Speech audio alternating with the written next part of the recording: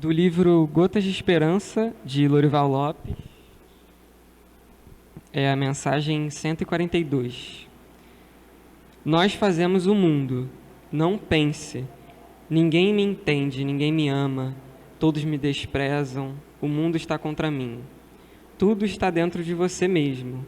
As pessoas e o mundo são a imagem que você faz delas. Se estiver alegre, notará que parecem sorrir para você. Se triste, que o evitam. Até a natureza se lhe figura hostil. Não se deixe abater. Deus está esperando a sua reação. Ponha em ação as forças que tem. Deus colocou o mundo dentro de nós para que pudéssemos colori-lo com as próprias tintas.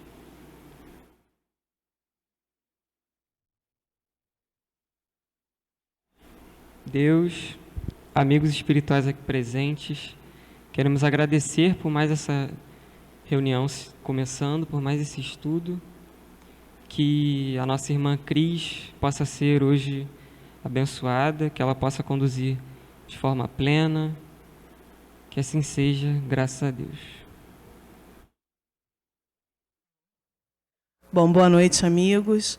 Hoje nós vamos estudar a parábola do filho pródigo. Mas antes de dar início à parábola, é bom a gente sempre relembrar o que é uma parábola, né? Acredito que todos aqui saibam, mas não custa a gente relembrar.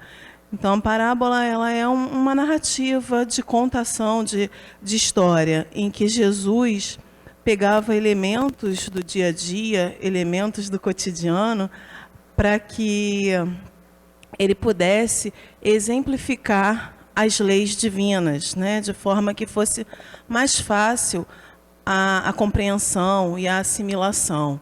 Então, a gente pensa aí de histórias contadas há mais de 2000 anos e que nos dias de hoje ainda se fazem presentes e ainda servem ao que foi proposto lá atrás, né? Que é exemplificar a lei de Deus. Bom, e certa vez Jesus estava reunido, né, fazendo uma refeição junto àquelas pessoas ditas de má vida. E os fariseus, os doutores da lei, se escandalizavam com aquela postura daquele que se dizia o Messias. Como alguém que se diz o Messias está misturado com esse tipo de gente? Porque, trazendo para o dia de hoje, uma refeição, um almoço, um jantar em grupo, é algo social, né? A gente se reúne para conversar, para trocar ideia, às vezes até na falta de opção de lugar num shopping, você está com pressa de fazer sua refeição, tem uma mesa lá com uma pessoa sentada, um lugar vago, você vai, pede licença, senta ali, faz sua refeição, ali não é nem momento social, porque você nem conversa, né? Você só se alimenta. Mas lá no passado, levando para a época de Jesus, sentar à mesa com alguém, partilhar ali a refeição, significava que você partilhava daquelas ideias, das ideias daquelas pessoas que estavam no entorno da mesa. Então, como Jesus, como o dito, né, que se dizia Messias, podia estar naquela mesa com aquelas pessoas. E ele conta a parábola do filho pródigo, para dar uma lição ali, não uma lição no sentido negativo, eu sei mais do que vocês, não, para dar um esclarecimento para aqueles que estavam escandalizados com a postura de Jesus, porque, na verdade, muito tinham de hipocrisia, né? E acredito também que vocês já devam, se não leram a parábola do filho pródigo na íntegra, mas ouvi falar, todo mundo já ouviu. Só que essa parábola, ela faz parte de um conjunto de 3 parábolas que falam sobre a misericórdia. Eu vou só citar as outras 2, não vou contar. Quem tiver interesse, depois procura aqui no Google, fica tudo muito fácil, né? Mas é a parábola da ovelha, a parábola da dracma perdida, que é a moeda, né? e, por último, a parábola do filho pródigo. Essas três fazem esse conjunto das parábolas da misericórdia. E por que Jesus vem assim numa crescente? Ele fala de um animal, ele fala de um objeto e depois ele fala da criatura humana. Essas três parábolas falam da misericórdia de Deus. Então, se Deus se preocupa com um animal perdido, que é na parábola da ovelha, a ovelha se perde, é um grupo são 100 ovelhas, uma se perde, o pastor resgata a ovelha. A dracma é uma senhora que tem a moeda dela, ela perde e reencontra essa moeda. Então, Jesus conta essas duas parábolas para mostrar a misericórdia do Pai, que tem a preocupação com o animal, que tem a preocupação com o objeto, que no caso é o dinheiro, que vai fazer falta para aquela pessoa que depende dele, né, já que está aqui na matéria, então precisa do material. E como Deus não vai se preocupar com a criatura humana? Então, ele finaliza esse conjunto com a parábola do filho pródigo. Então, eu vou ler a parábola, eu coloquei ela aqui por inteiro, mas é curta, e depois a gente vai fragmentando e vai estudando pedacinho por pedacinho do que Jesus quis dizer com essa parábola. E ela está no Evangelho de Lucas, capítulo 15, do versículo 11 ao versículo 32.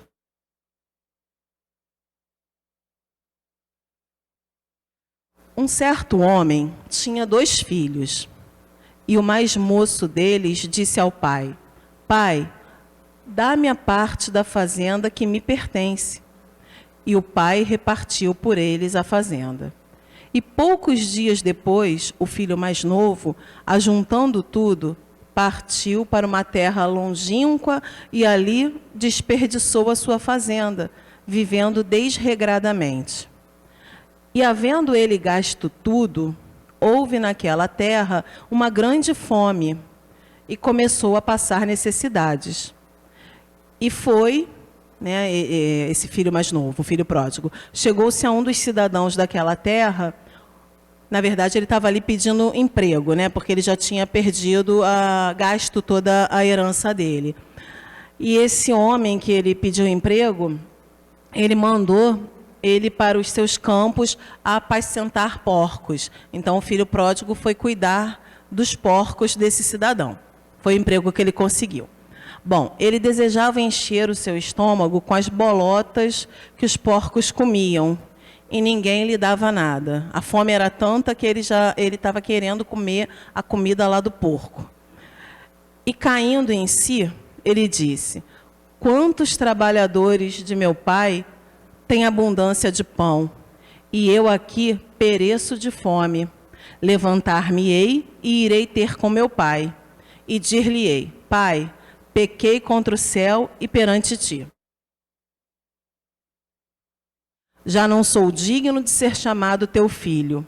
Faze-me como um dos teus trabalhadores. E levantando-se, foi para seu pai. E quando ainda estava longe, viu seu pai, e se moveu de íntima compaixão. E correndo, aqui não está muito claro não, mas quem corre é o pai, quando vê o filho. E correndo, lançou-se-lhe ao pescoço e o beijou. E o filho lhe disse: Pai, pequei contra o céu e perante ti, e já não sou digno de ser chamado teu filho.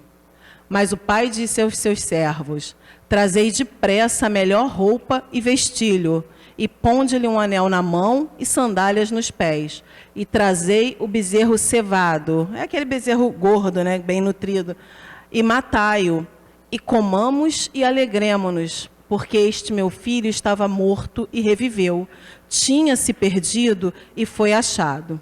E começaram a se alegrar. Seu filho mais velho estava no campo, e quando veio e chegou perto de casa, ouviu a música e as danças. E chamando um dos servos, perguntou-lhe o que era aquilo. E ele lhe disse: Veio teu irmão, e teu pai matou o bezerro cevado, porque o recebeu são e salvo. Mas ele se indignou e não queria entrar. E saindo o pai, insistia com ele que entrasse. Mas ele respondeu ao pai: Eis que te sirvo há tantos anos, sem nunca transgredir o teu mandamento, e nunca me deste um cabrito para alegrar-me com os meus amigos. Vindo, porém, este teu filho, que desperdiçou a tua fazenda com as meretrizes, mataste-lhe o bezerro cevado. E ele lhe disse: Filho, tu sempre estás comigo, e todas as minhas coisas são tuas. Mas era justo alegrarmos-nos e regozijarmos-nos, porque este teu irmão estava morto e reviveu, tinha se perdido e foi achado. Então, essa é a parábola do filho pródigo. E a gente até dá uma importância, né, até pelo nome da palavra, só a um dos filhos, que é o filho mais novo, que é o dito filho pródigo. Já o outro, a gente não ouve muito falar. Mas, na verdade, essa parábola são dos dois filhos, né? E eu lembro de que quando eu era mais nova, ainda não era espírita, e eu lia isso e me incomodava assim como o irmão mais velho se incomoda. Me incomodava já com o próprio nome, pródigo. Por que ele é pródigo? Eu ficava pensando, fez tanta besteira e ainda é pródigo, ainda volta e tem festa para ele, né? Por que isso? Dá essa impressão de que o outro está sendo injustiçado. Mas a gente vai ver que na verdade não existem injustiçados, né? E quando a gente fragmenta a parábola, a gente vai entendendo ela melhor. Aí, na verdade, esses próximos slides estão se repetindo, tá? Só cortei o texto. E aí eu preciso aqui da minha colinha, gente.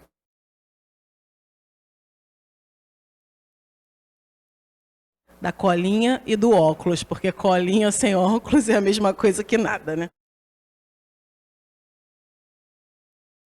Bom, nesse primeiro pedaço, está falando sobre a divisão lá da herança, né? Então, se a gente pega e pensa na cultura da época, esse fato de um filho pedir a herança, a divisão da herança, já era algo muito absurdo para a época. Por quê? A herança ela era passada de pai para os filhos e era, de certo modo, uma responsabilidade dos filhos. Eles recebiam essa herança e eles eram responsáveis por dar continuidade à família, por dar continuidade ao nome da família. Não era comum dividir a herança para que cada um fizesse o que quisesse, bem entendesse com a sua parte, não.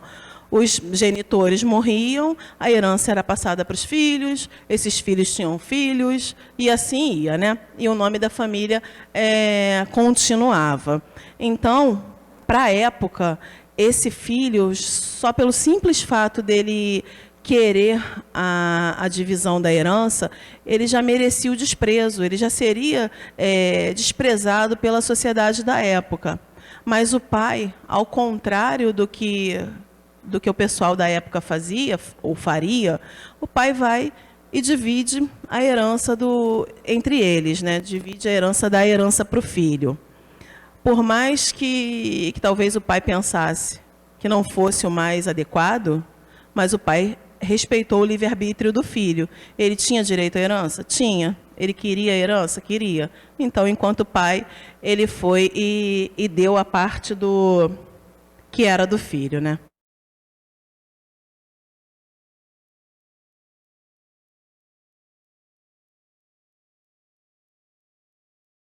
Então, quando ele pede essa herança, ele, na verdade, ele pega a herança. O que ele está preocupado ali no momento? Com os bens materiais.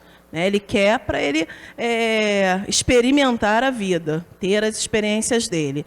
E à medida em que ele pega essa herança, esse bem material, o que ele faz? Ele pega o dinheiro, né, pega lá o valor que ele tinha e mete pé, vai embora. Ele se afasta do pai dele, porque o que ele precisa ali no momento, a única coisa que ele quer é o bem material para satisfazer as necessidades materiais dele. E aí Jesus, nesse momento, ele está fazendo uma analogia ao Pai, ao Criador. Né? Nas parábolas de Jesus, normalmente, quando ele se refere ao Pai, aos pais que aparecem, os reis, ele está falando de Deus. E aí, esse filho se afasta do Pai, se afasta do Criador, se afasta do aspecto espiritual. Por quê? Porque ele está ali dando prioridade ao aspecto material, que são os bens materiais. O que ele está querendo com isso? Ele está querendo experimentar os prazeres, as sensações que os bens materiais podem nos trazer, né? E talvez até confundindo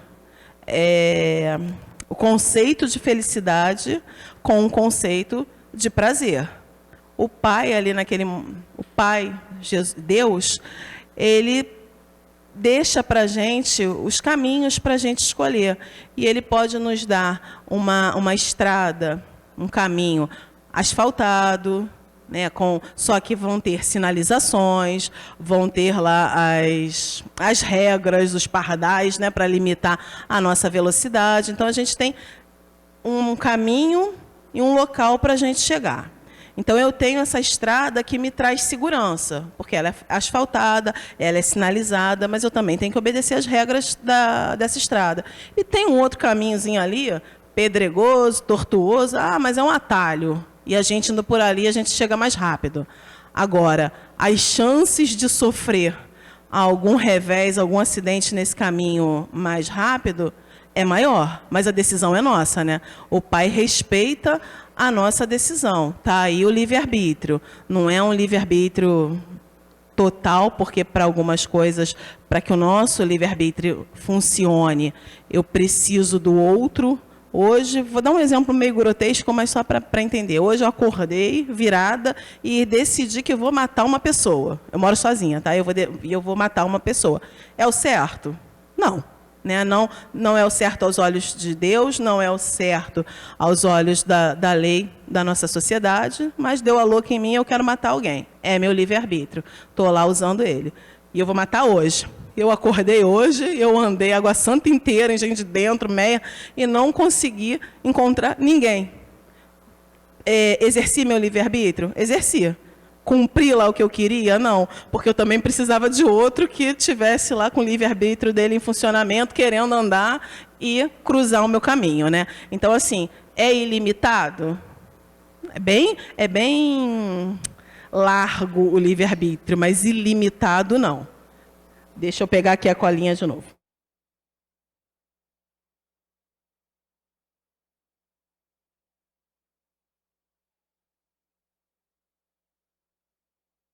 Então, assim, por que Deus permitiu que o filho pródigo, né, ele se afastasse, esse filho mais novo, ele se afastasse do pai? Por quê? Se Deus, já que ele é soberano, ele poderia não dá essa permissão a ele.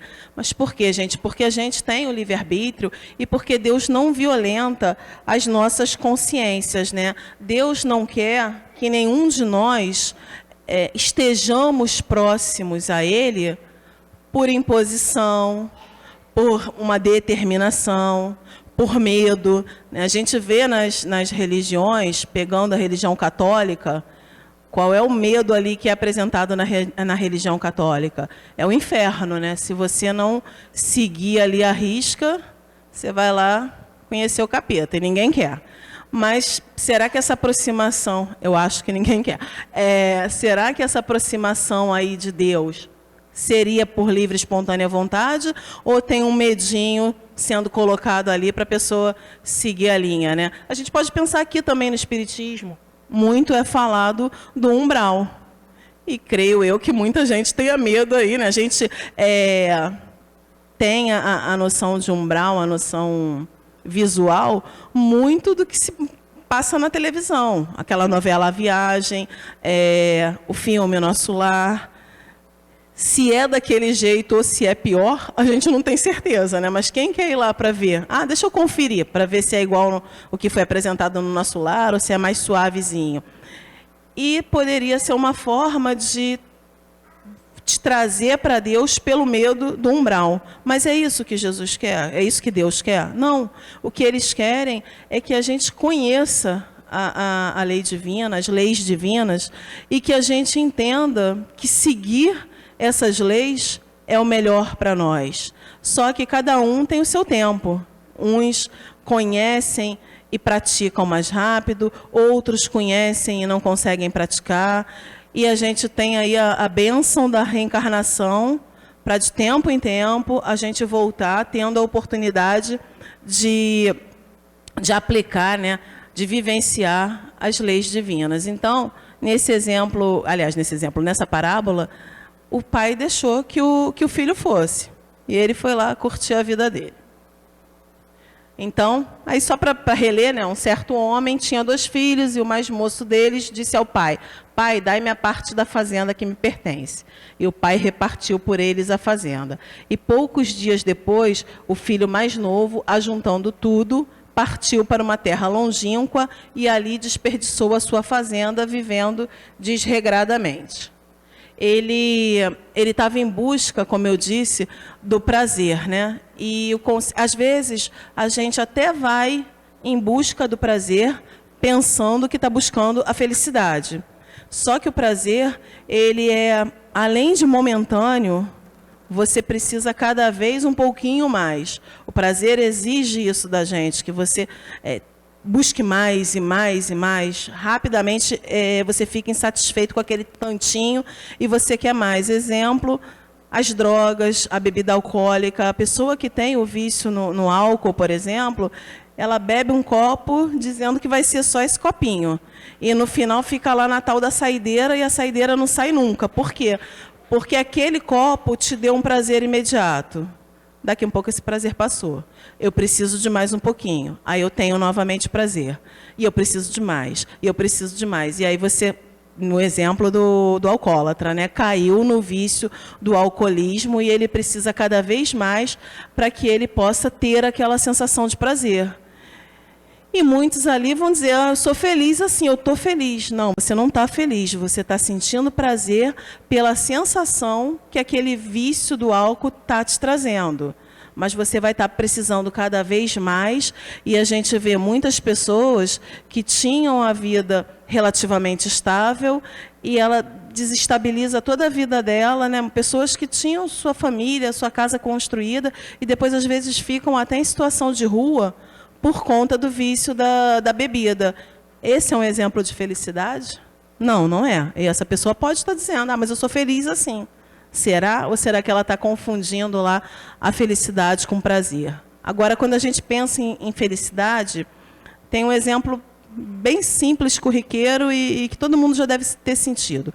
Quando a gente pratica a caridade, quando a gente tem a possibilidade de fazer o bem para o outro, sem estar esperando nada em troca, é o bem pelo bem. Como eu até contei para vocês numa outra palestra, que eu pude ajudar uma pessoa, e eu fiquei com aquilo assim, sabe, aquela sensação boa dentro do peito, uma semana querendo contar para todo mundo, não para contar vantagem, mas poxa, eu tive a possibilidade de ajudar alguém, eu vi o quanto aquela pessoa ficou feliz com a ajuda.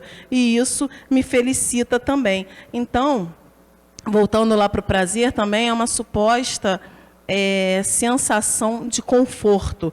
Mas a gente pode estar numa situação que não é confortável, mas que te deixa feliz. Vou pegar o exemplo de uma palestra que eu ouvi. O rapaz dizia que na época da faculdade dele, vocês lembram do Fusca? Então a gente ia sair, né, para passear, aquele monte de gente apinhada no Fusca, conforto não tinha nenhum, né?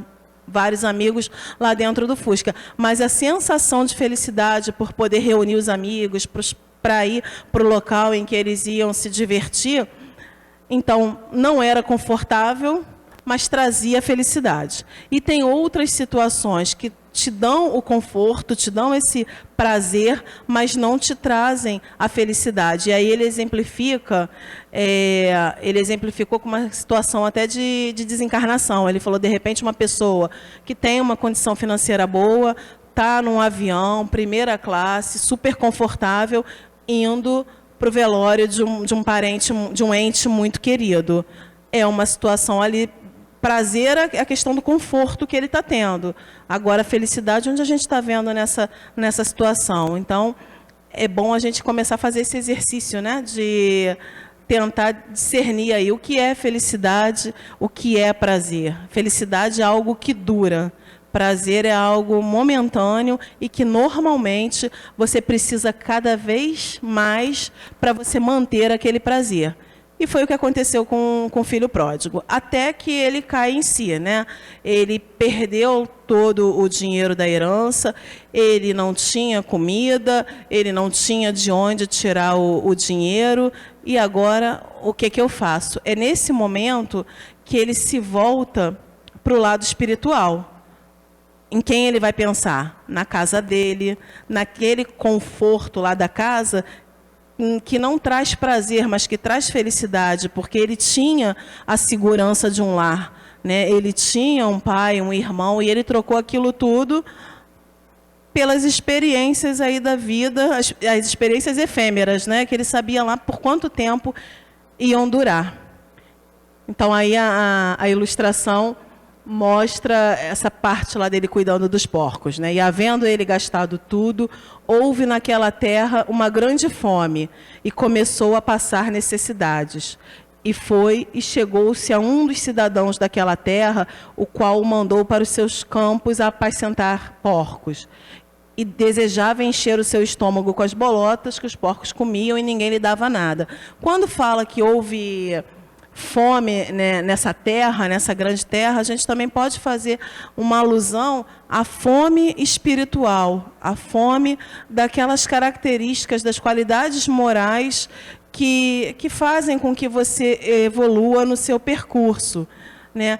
E se a gente pensar aqui baixo, a tão baixo grau que esse filho decaiu, porque lá na época também, para os judeus, os porcos eram considerados animais impuros, né? E ele já esteve numa condição social muito boa, né? E por conta própria, ele saiu daquela condição social e ele chega no momento de cuidar de porcos, porque os judeus não queriam cuidar, né? Dava esse encargo a outros que não tinham nada. E além dele cuidar dos porcos, os porcos eram considerados animais tão impuros que se alimentar de carne de porco era proibido e ainda é para alguns judeus mais ortodoxos. Então, Jesus usa isso para mostrar quanto foi a queda moral dele por conta das escolhas infelizes. E ele chegou num nível tão baixo que ele queria comer a comida do porco. Né? Era uma fome tão grande que ele queria comer a comida do porco e nem a comida do porco tinha para ele comer. Só que essa fome moral traz alguns despertamentos, né? E o primeiro deles é pensar lá no que ele tinha junto ao pai dele.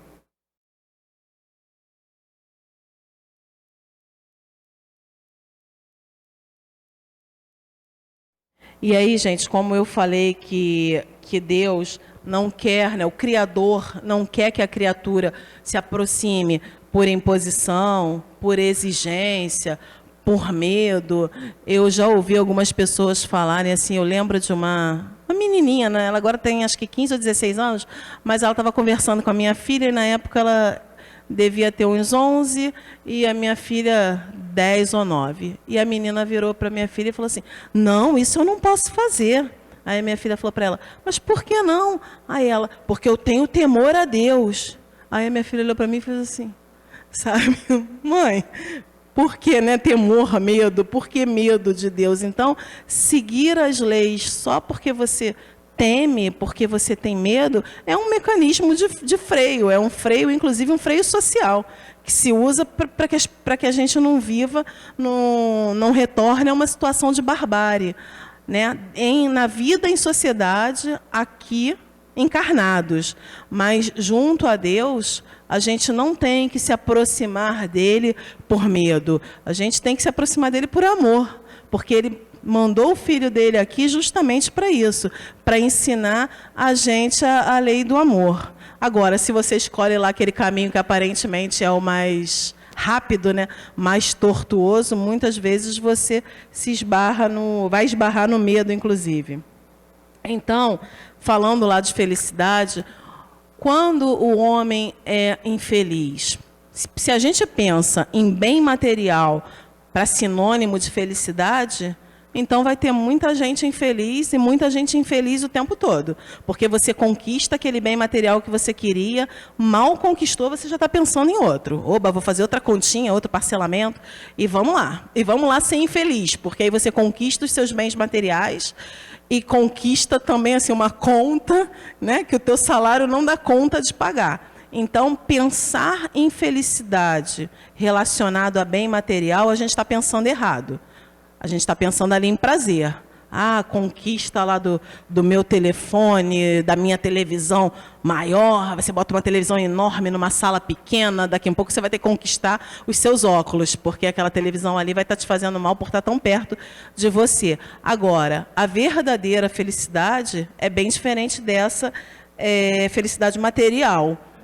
E só é infeliz aquele que se afasta de Deus, né? Por isso a gente também vê muitas pessoas por aí felizes com tão pouco, e aquela pessoa é tão feliz que às vezes a gente nem consegue entender. Nossa, como fulano pode ser tão feliz, está sempre alegre, está sempre sorrindo, tem sempre uma palavra de bom ânimo para o próximo, sendo ele tão pobre materialmente. Ele é pobre materialmente, mas ele é rico do amor de Deus no peito dele, no coração dele, né? Porque ali está a verdadeira felicidade. Então, o filho mais novo, quando ele se afasta de Deus, se afasta do pai, né? Na representação aí da parábola, que é Deus, ele começa a sofrer. E a gente está vendo aqui o exemplo do sofrimento dele, né? Ele cuidando lá dos porcos, ele com fome não podendo comer nem a comida dos porcos. E esse sofrimento é um castigo? Muitos veem e falam até por ignorância, por desconhecimento, Deus vai te castigar, se você fizer tal coisa, Deus vai te castigar. Não, o sofrimento não é um castigo. O sofrimento é uma consequência de uma escolha errada, né? Se você escolheu algo errado, possivelmente você vai sofrer por causa daquela escolha. E se a gente não tiver condições de reparar no momento, aí vem a misericórdia de Deus oferecendo a gente novas oportunidades de reparação. E essas oportunidades se dão por meio das diversas encarnações. A gente não precisa ficar triste aqui achando que, meu Deus, não vou conseguir corrigir tudo que eu julgo ter feito de errado. Se você não corrigir nessa, mas já tendo ciência dos erros, beleza, já está dando um passo, que é o que vai acontecer com o filho mais novo, você já está dando um passo para a sua correção. Não deu tempo nessa vida? Calma, que a gente ainda tem muita vida pela frente, né? Então, deixa eu mudar aqui de slide.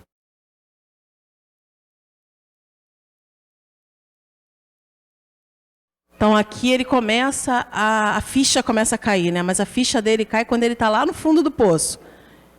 E aí ele diz, quantos trabalhadores de meu pai têm abundância de pão, e eu aqui pereço de fome. Ele se toca que ele não precisa disso, que os trabalhadores, os servos que estão lá na casa do pai dele não passam fome. Por que ele está passando fome? Ele pode mudar essa situação. Então ele fala, levantar-me-ei e irei ter com meu pai, e dir-lhe-ei, pai, pequei contra o céu e perante a ti. Ele ali já pensa em fazer esse movimento de retorno ao pai, de aproximação ao Criador. E ele está pensando nisso sem garantia alguma. Ele não tem certeza se o pai vai acolher, se o pai vai aceitar ele de volta, ou se o pai vai virar as costas, né, e vai renegar ele enquanto filho. Mas ele está fazendo esse movimento de retorno porque ele percebeu o quanto errou em se afastar do pai. Então, o desregramento da conduta dele produziu-lhe grande sofrimento. Empobrecido e arruinado, faminto e roto, espiritual e materialmente, né? Ele estava arruinado tanto materialmente, sem dinheiro, mas espiritualmente também.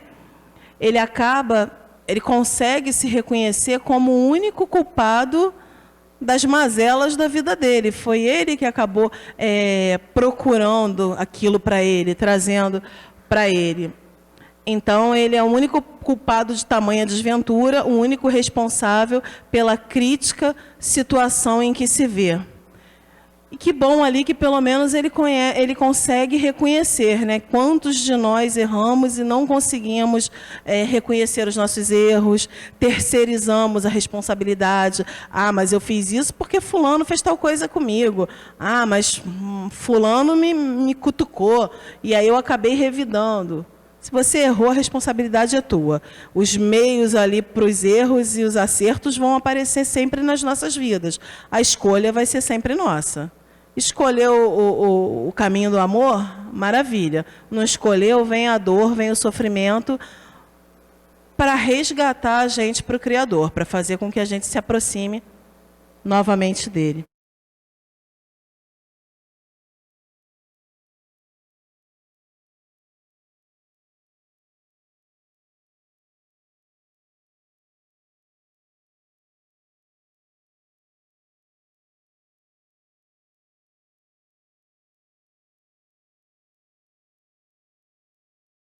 Então, quando ele começa a lembrar da casa do pai, ele começa a fazer essa reflexão sobre o que é felicidade real e o que são os prazeres passageiros, né? E aí ele começa a fazer um plano lá de retorno, mas esse plano de retorno sem garantia de que o plano possa dar certo, né?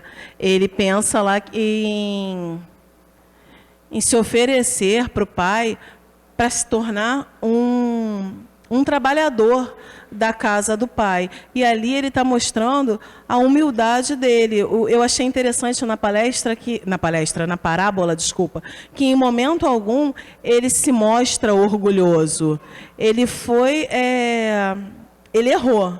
Quando ele percebeu o erro, ele começou a fazer um movimento para corrigir esse erro. Porque a gente vê muitas pessoas que erram e não tem e deixa o orgulho falar mais alto, não tem a humildade de pedir desculpas, né? Não tem a humildade de admitir o erro e de tentar consertar. Se a gente não tem na nossa família, em algum momento a gente já presenciou parentes que param de se falar e às vezes o motivo é uma coisa tão boba mesmo, mas foi fulano que parou de falar comigo, eu não vou voltar ali e não vou dar meu braço a torcer para falar com fulano. Ele que está errado, mas aquela pessoa que está errada, ela tem importância para você? Faz bem para você que essa pessoa volte ao seio da família, a convivência? Então, por que não ter a humildade de trazer essa pessoa de volta? Então, a gente presencia muito isso, o orgulho falando mais alto e atrapalhando as relações. E aqui o filho pródigo, ele não se mostra orgulhoso. Pelo contrário, ele se mostra humilde. Eu preciso voltar para a casa do meu pai, né? Eu percebo que ali está a verdadeira felicidade. Eu vou pedir desculpas a ele, eu vou falar que eu errei tanto com ele quanto com o céu, e eu vou me oferecer para ser um trabalhador na casa de meu pai. E aí lá vai ele, né? Já não sou digno de ser chamado de teu filho. Faze-me como um dos teus trabalhadores. E levantando-se foi para seu pai. E quando ainda estava longe, viu seu pai e se moveu de íntima compaixão e correndo lançou-se-lhe ao pescoço e o beijou. Aí, como eu falei, esse pedaço aqui, o filho havia visto o pai de longe e o pai... Aí eu fiquei lá imaginando, nossa, quando ele viu o pai lá de longe, ele deve ter imaginado, será que meu pai vai entrar em casa e vai fechar a porta? Será que meu pai vai vir discutir comigo? E, na verdade, o pai correu para ele e abraçou. E aí, o que Jesus quer mostrar com isso? Ele quer mostrar o quanto Deus é bom e o quanto Deus também se esforça para que nós voltemos para Ele. É o pai ali de braços abertos e fazendo com que você volte para o Pai, você se volte para o Criador, né? Essa infelicidade da criatura, ela só se dá pelo afastamento do Criador. E o Criador está ali o tempo todo, vem, volta para mim que eu estou aqui de braços abertos. Quando a gente percebe, que bom, né? Então, o pai vai e abraça esse filho e fica feliz pelo retorno do filho. O filho pensa que... ele estava esperando ser recebido como um serviçal, né? Mas, na verdade, ele foi recebido como filho de antes. Deixa eu pular ali para o outro lado, quando o pai fala com os servos. Aqui, arrependendo-se dos erros cometidos, o jovem toma então a decisão de retornar à casa paterna. A disposição para se reajustar perante a lei divina é o primeiro sinal de transformação moral que, em geral, atinge o que se transviaram ao longo da caminhada evolutiva. Então, assim, a partir do momento que eu reconheço meu erro, quero mudar, é o primeiro passo que eu estou dando para eu me reajustar com a lei de Deus. Foi o que ele fez.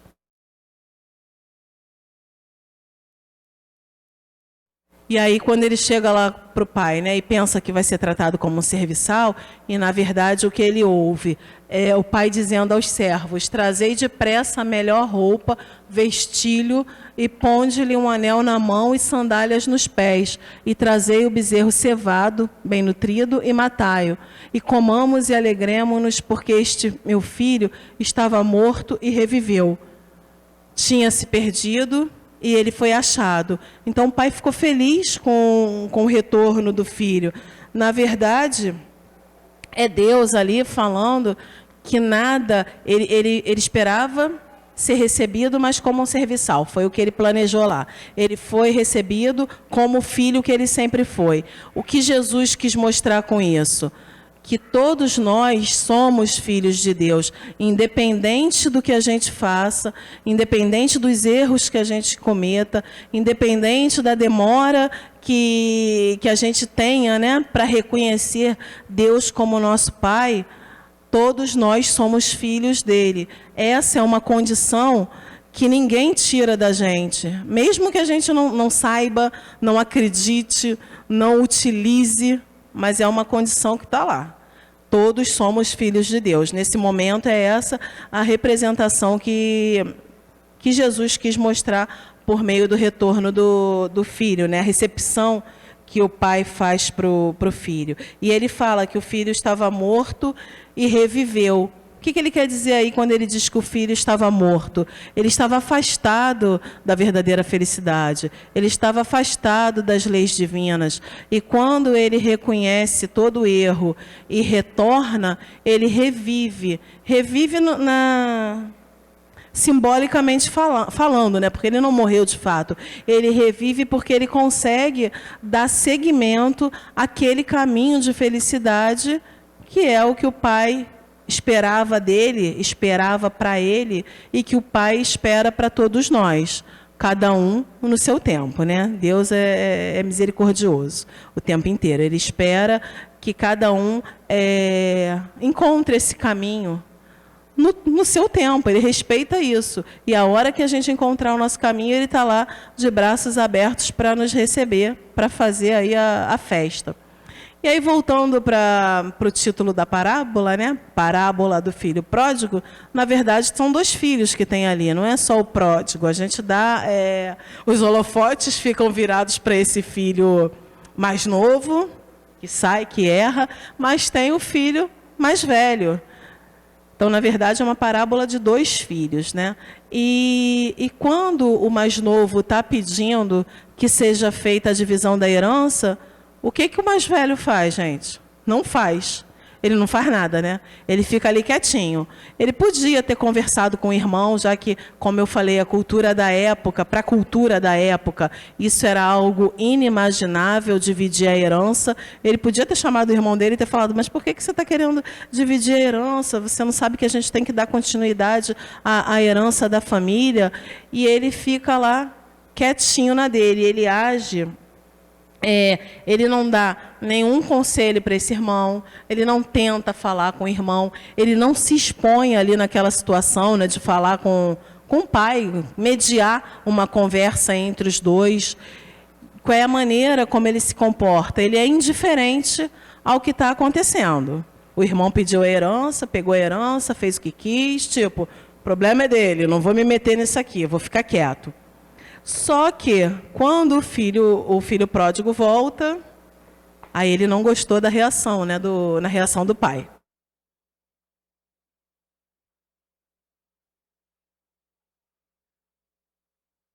Gente, fui lá, fui cá, peraí que eu fiquei perdida no slide. Aqui. Quando ele vê, quando o irmão mais velho vê aquela movimentação lá, ele chama um dos servos e pergunta o que está acontecendo. O que é isso, né? Que oba-oba é esse? E o servo diz: veio teu irmão e teu pai matou o bezerro cevado porque o recebeu são e salvo. E aí o que aconteceu? Ele se indignou e não queria entrar, ele não queria fazer parte daquilo, ele não queria fazer parte dessa recepção do irmão. Então o pai, todo paciente, todo misericordioso, sai e insiste que esse irmão mais velho entre. E o irmão pega e responde para o pai, né? Eis que te sirvo há tantos anos, sem nunca transgredir o teu mandamento, e nunca me deste um cabrito para alegrar-me com os meus amigos. Quer dizer, nesse momento aí, ele se sente injustiçado, porque o irmão fez o que fez e recebeu uma festa. Ele não fez nada de ruim, né? E também nunca recebeu nada, nem um cabritinho lá para farrear com os amigos. E o pai, o pai, Deus, ali nesse momento, o que a gente vê desse irmão mais velho? Qual é o comportamento dele? Ele está sendo indiferente a toda a situação que aconteceu com o irmão dele. Ele está sendo egoísta e ele não está percebendo o que ele tem, o que ele já conquistou. Ele estava ali, ó, junto ao pai dele. O pai estava bem próximo para estar operando sobre ele, e o irmão distante. E é o que o pai pega e fala para ele.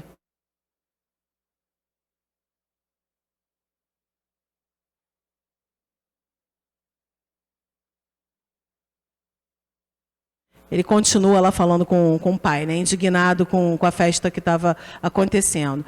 Quando veio esse teu filho, que desperdiçou a tua fazenda com as meretrizes, mataste-lhe o bezerro cevado.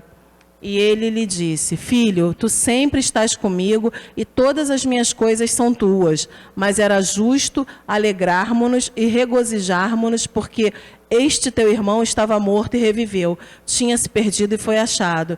Então, o que o pai está dizendo ali para ele? Que não tem motivo para ele estar indignado com o irmão mais novo.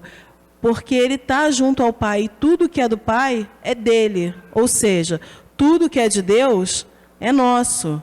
Né? Basta a gente saber como adquirir isso por meio do caminho reto, caminho do bem, pela prática das leis morais, pela prática da lei maior, que é a lei do amor, pela caridade com os outros. Nesse momento, esse irmão, ele deveria ser benevolente, misericordioso, assim como o pai, aceitar o irmão de volta, né? Ficar feliz porque o irmão foi reconduzido ao caminho da felicidade.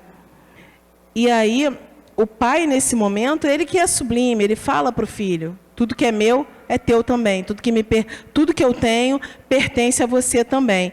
Então, se a gente, no caso, esse irmão, ele já tem algo ali. Se ele já tem algo, se ele já tem esse entendimento que o mais novo não tinha, ele deveria exercer a misericórdia com o irmão, né? Ele deveria movimentar os recursos que ele tem para ajudar esse irmão, que é o que acontece também com a gente no dia a dia. Quando ele se julgava ali, quando ele fala para o pai que eu sempre estive aqui e você não me deu nenhum cabrito, naquele momento ele está se mostrando, ele se acha superior ao irmão, ele se julga melhor que o irmão. Porque eu estou sempre aqui, eu estou sempre te ajudando e você não me deu nada em troca. E já ele, que faz tudo errado, vai lá e oferece uma festa. Mas por que ele é melhor que o irmão? E situações do dia a dia que acontecem isso com a gente, por que a gente se julga melhor que um irmão? Nós só estamos em momentos diferentes, cada um no seu momento da caminhada. Agora, tudo que é do Pai é também nosso. E se a gente tem condições de ajudar o irmão que num momento, por ignorância, por falta de conhecimento, está numa situação aquém, né, abaixo da sua, que você use a misericórdia para ajudar esse irmão. Então, é por essa razão que aquele que já despertara muito deve. Ele deve ter o quê? Comiseração, compaixão, paciência, compreensão, perdão e, sobretudo, amor para todos aqueles que ainda são doentes e precisam de médico, que era a posição do filho pródigo ali. Naquele momento ele estava doente, o irmão estava são. Se o irmão tinha condições de ajudar, por que ficar questionando ao pai em vez de ajudar o irmão? Então, isso serve para a gente, né, para a nossa prática diária. E com essa parábola, Jesus estava lá mostrando aos fariseus, aos doutores da lei, que eles, em vez de se escandalizar com aqueles de má vida, né, de vida duvidosa, que eram considerados os que estavam junto a Jesus, eles deveriam usar da comiseração, da compaixão, da compreensão, do perdão e do amor para com todos, porque foi o que Jesus veio nos trazer de ensinamento do Pai, né? Trazer para a gente que a lei de amor é o que Deus espera de nós. E respeita os nossos momentos diferentes, as nossas escolhas erradas ou mais acertadas, mas vai estar lá sempre de braços abertos para receber os filhos pródigos dele. Bom, gente, estou terminando um pouquinho antes, mas esse é o recado que eu queria passar no estudo. Espero que tenha sido atingido aí o meu objetivo. Agradeço a paciência de vocês todos, né, e que possamos voltar para as nossas casas com tranquilidade, com serenidade, com a cabeça pensando aí no que a gente pode melhorar e que a nossa noite seja de descanso. Obrigada. Nós que estamos estudando já há algum tempo, né, as orientações do Mestre amado Jesus, a gente sempre se surpreende com a delicadeza dele, né? Com o jeito de passar a mensagem dele, chamando a atenção para a nossa vida. E a mensagem dele é sempre atual, né? Sempre encaixa nos dias de hoje. É uma beleza, por aí a gente percebe a grandeza de Jesus e como ele preparou essa passagem pela terra para nos deixar assim uma prescrição, uma orientação perfeita para a nossa caminhada ser mais equilibrada, melhor. Então, nessa parábola de hoje, é uma parábola super atual, né? Como a nossa irmã Cristiane colocou. Então, é para a gente refletir. Olha só, ele trouxe isso há mais de 2000 anos atrás. E essa mensagem ainda nós precisamos rever atitudes, valores, né, em relação às coisas que estão à nossa volta, o que nós damos realmente o devido valor e se isso vale a pena. Estamos na Terra para evoluir. Deus nos deu mais uma oportunidade para reencarnar e resolver algumas questões. E nós estamos vivendo um momento muito sério e nós tivemos a permissão de estarmos aqui para presenciarmos pessoalmente essa mudança no planeta, essa revisão de valores, né, que todos deverão estar fazendo. É um momento muito importante, que vai marcar a nossa vida, né? A nossa vida que é eterna. Vamos ter várias encarnações pela frente, mas nós estamos aqui no ano de 2022, passamos por uma epidemia, né, delicada, estamos passando ainda por algumas dificuldades, a gente não sabe o que está programado pela frente, mas tudo isso deve ser para a gente, para nós evoluirmos, amadurecermos e termos uma atitude sempre de muita fé e esperança. Não podemos entrar no negativismo, não podemos entrar em pânico. Vocês sabem que tem muita gente em pânico, né? Que até hoje não consegue sair na rua por causa de tudo isso que está acontecendo. Mas se Deus permitiu que isso acontecesse, não é para ninguém ficar em pânico, pelo contrário, é para que nós possamos reagir, amadurecer, avançar e não ficar parado, e o medo realmente paralisa. Vamos jogar o medo, o excesso do medo, né? O medo tem a sua função, mas vamos tirar esses excessos para longe da nossa vida. A gente não pode ficar paralisada diante das situações, diante de situações que acontecem ao nosso lado, diversos irmãos que precisam de ajuda. Graças a Deus, nós abraçamos a doutrina espírita, que é uma doutrina avançada, é uma doutrina esclarecedora e que traz todas as orientações do Mestre amado de uma forma muito clara. Nós não podemos chegar no plano espiritual dizendo eu não sabia. Nós sabemos o nosso papel aqui na Terra, o que devemos fazer. Só que a gente precisa pedir força, né, a Deus, para que nos ajude a superar as nossas dificuldades, que são muitas, que a gente traz dessa vida e de outras vidas, né? Nós temos dores na nossa alma, e é importante identificar essas dores e não jogar para debaixo do tapete, mas analisar quem sou eu, o que eu preciso fazer para mudar, e parar de jogar a culpa, né, nos outros, à nossa volta e até nos obsessores, né? Não estamos juntos à toa, tudo tem uma razão de ser. Então, que seja uma noite muito abençoada, que nós possamos refletir bastante em tudo aquilo que foi falado hoje e possamos trazer esse amadurecimento para a nossa vida.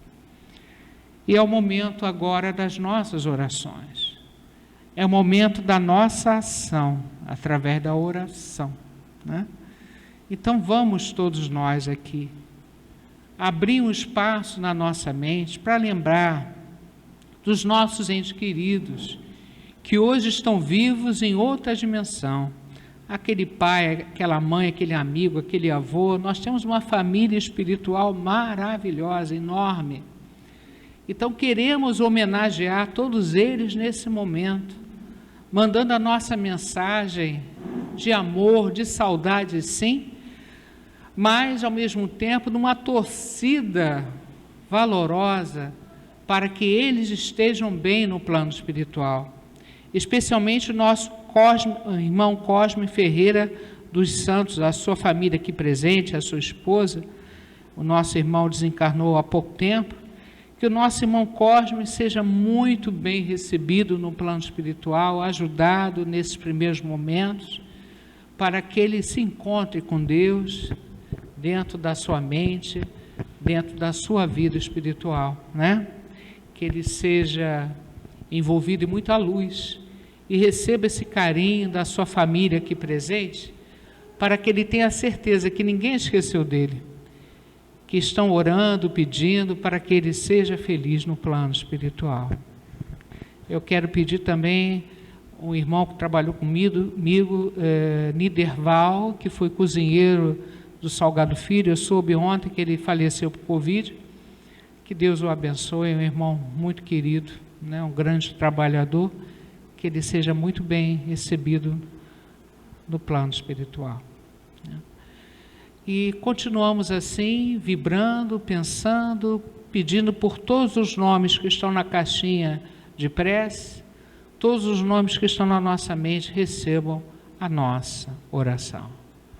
Pai nosso, que estás no céu, santificado seja o vosso nome.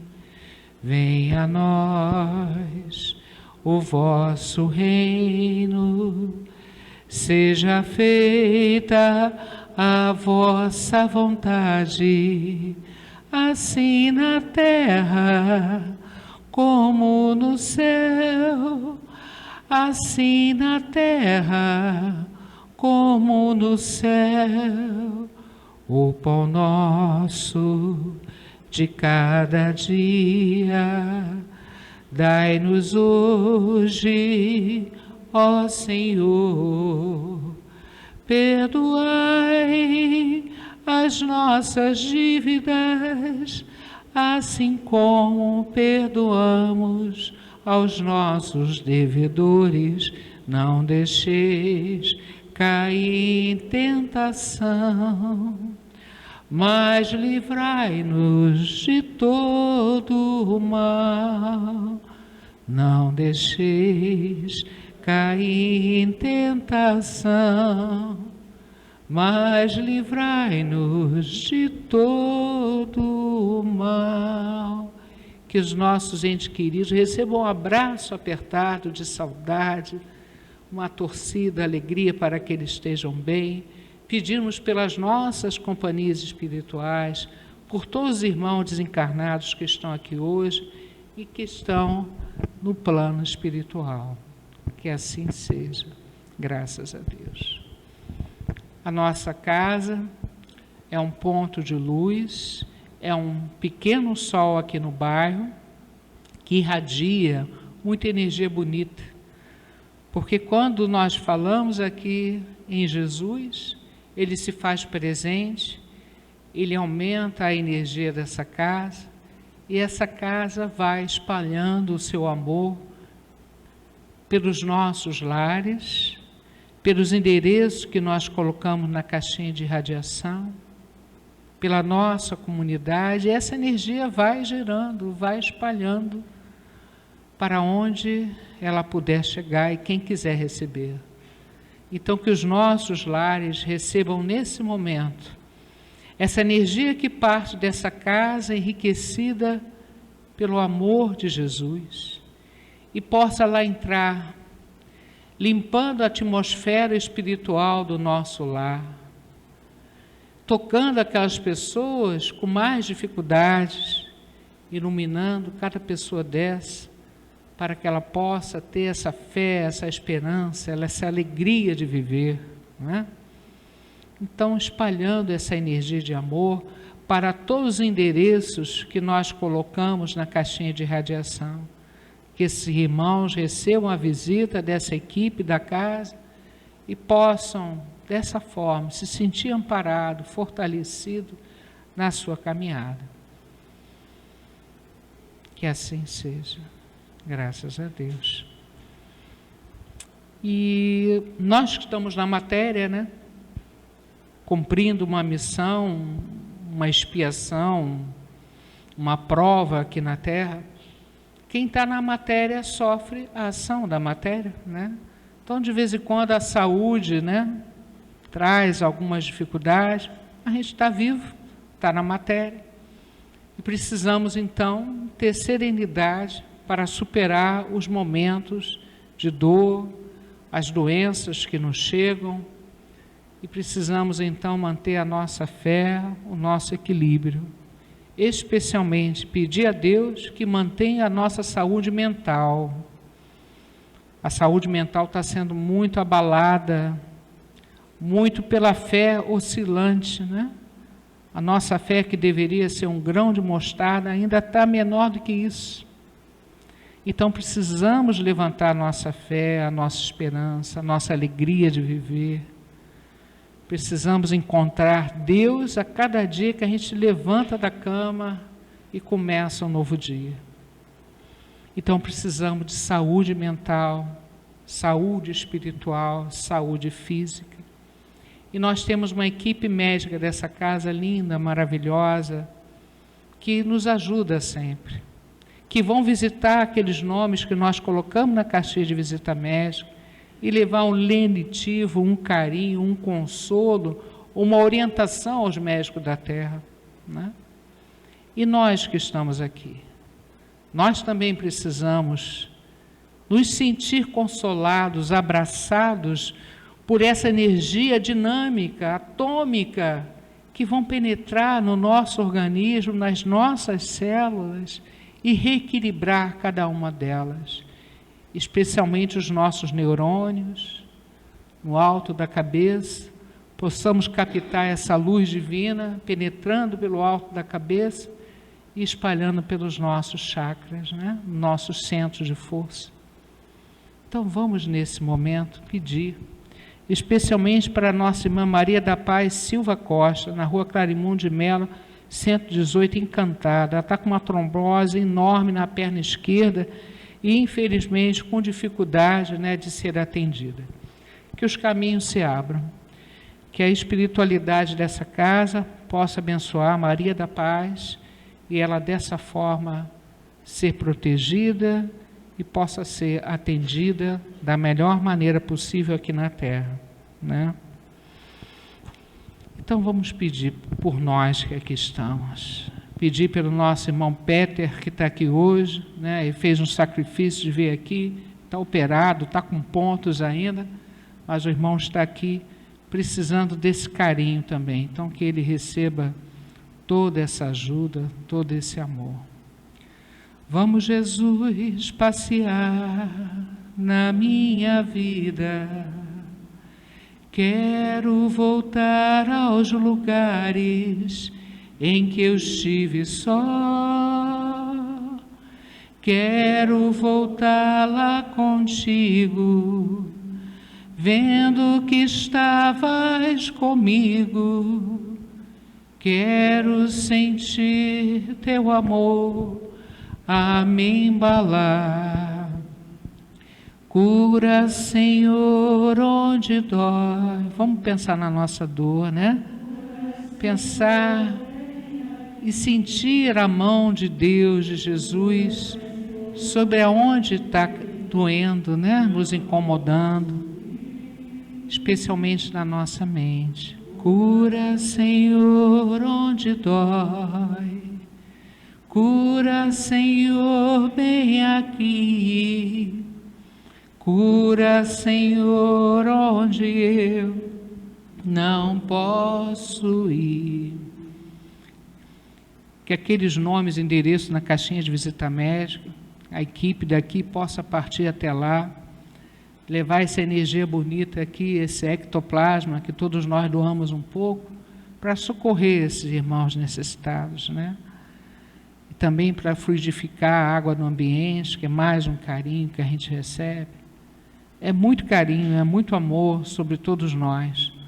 Possamos nos sentir amparados sempre, nunca sozinhos. Possamos sentir a presença do nosso anjo da guarda ao nosso lado. Possamos sentir a energia de Bezerra de Menezes, incansável irmão que trabalha no plano espiritual junto com Maria de Nazaré, para ajudar a todos.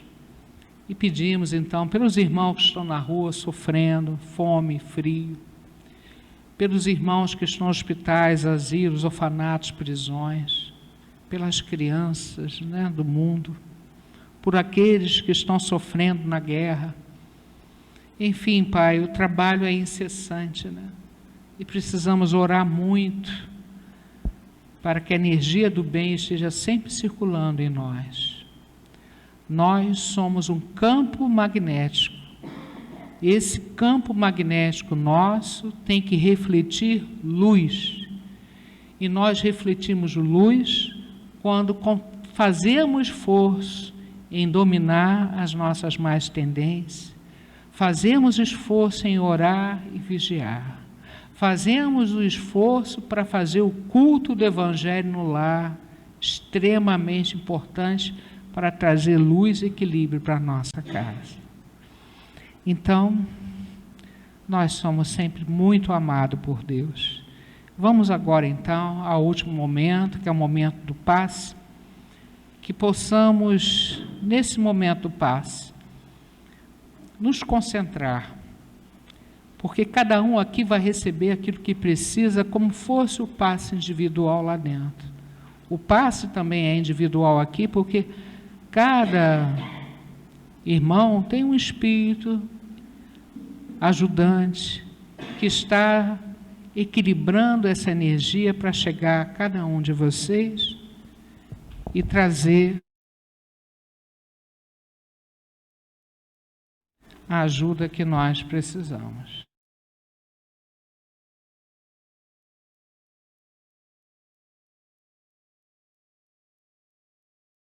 Então vamos ao passe.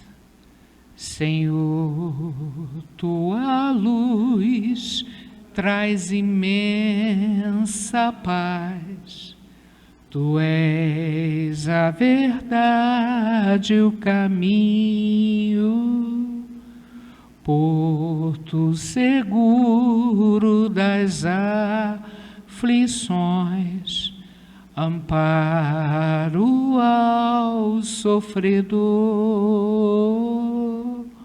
Suave é o jugo do teu amor, ó bondoso Senhor. Suave é o jugo do teu amor, ó bondoso Senhor.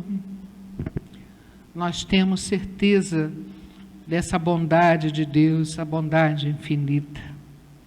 Não podemos duvidar disso. Vamos seguir em frente com a orientação do Mestre amado. Que possamos pedir a permissão ao plano espiritual para encerrarmos o trabalho dessa noite com muita gratidão, com muita alegria no coração, por todas essas bênçãos que a gente recebeu nessa noite. Nosso muito obrigado à equipe espiritual, ao Grupo dos 100, aos mentores da casa, Urubatã, Tupinambá, Joana Dark, pelo carinho, pela energia bonita que nós vamos levar como presente para os nossos lares. Que possamos lá ter a paciência, a serenidade, o equilíbrio na convivência, que a gente tem certeza que às vezes é meio complicado. Mas precisamos absorver o ensinamento de Jesus e levar tudo isso para a nossa casa, para que haja mais paz, harmonia e alegria. Então, agradecendo a Deus, a Jesus, a Maria, todo o plano espiritual que nos ajudaram, aos nossos anjos da guarda, e pedimos permissão então para encerrarmos o trabalho, desejando a todos um feliz retorno aos seus lares, com muita luz, com muita paz, com muita segurança, né? Graças a Deus, nós temos uma aguinha depois ali, fluidificada,